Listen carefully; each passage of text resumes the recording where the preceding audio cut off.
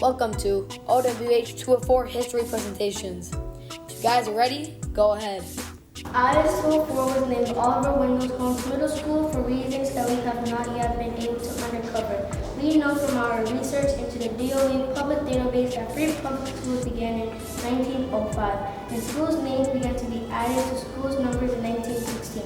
We also know that not everyone was happy about this, and several New York Times articles complained about the names for schools. We also know that the DOE executive name was Clifford's mother, so it seemed like the naming was pretty random.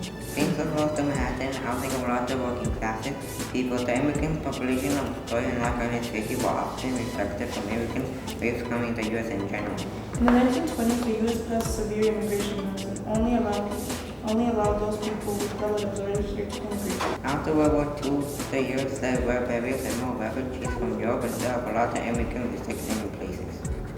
Schools are built in communities where there are more children around that can fit in existing schools.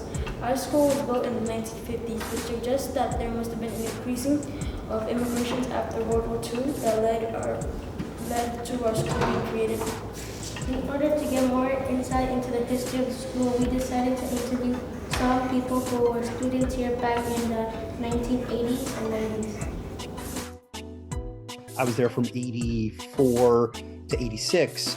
They had just started the Holmes Computer Academy, which was a magnet program. New York back in the 80s and probably the 90s just seemed a lot more severe. And I think the schools reflected that, just some of the older kids that were hanging out in the streets back then over on 36th Avenue, there could be trouble. And then I don't know if it's still there, but we used to have a schoolyard across the street on 28th. And so that's where all the kids would congregate until it was time to go to school. And and it was a lot of kids back then, but the broader school definitely, again, not dissimilar to the neighborhood in general. I think all the other schools, junior high school, 10 and the high schools, Bryan and LIC, they all had really rough reputations back then. I was definitely more listening to rap or pop music. I was definitely, LL Cool J, Run DMC, things of that nature. My name is Sandro Calvacito. I'm the dean here since 1995. Hallways were crowded, dismissal was crowded. You had 1,000 kids. The bell would ring for the change of classes, and everybody went out the hallway. There were no double periods back then, so there was a lot of traffic, which means sometimes, some bad situations.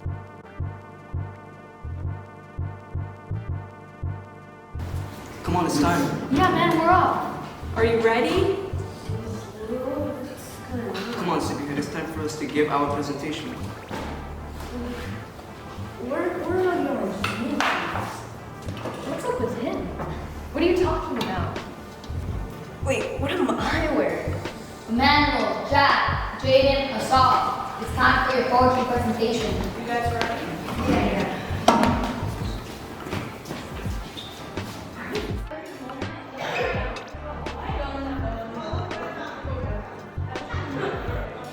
So for today's poetry, we present the Sugar Hill Gang. As to the hip hop, the hippie, to the hip hop, but you don't stop the rockin'. To the bang bang boogie, say up jump the boogie. To the rhythm of the boogie, the beat. Now what you hear is not a test. I'm rapping to the beat, and me, the group, and my friends are gonna try to move your feet. It's your turn. Come on, man. We practiced it. Well, first I gotta bang bang the boogie to the boogie. Say up jump the boogie to the bang bang boogie. Let's rock, you don't stop. Rock the rhythm that will make your body rock. Well, so far you've heard my voice, but I brought two friends along. And that's quite enough. Take a seat. But we haven't gotten to the break yet. Okay, sit down. Come on, man. Come on. Man, take a seat. No.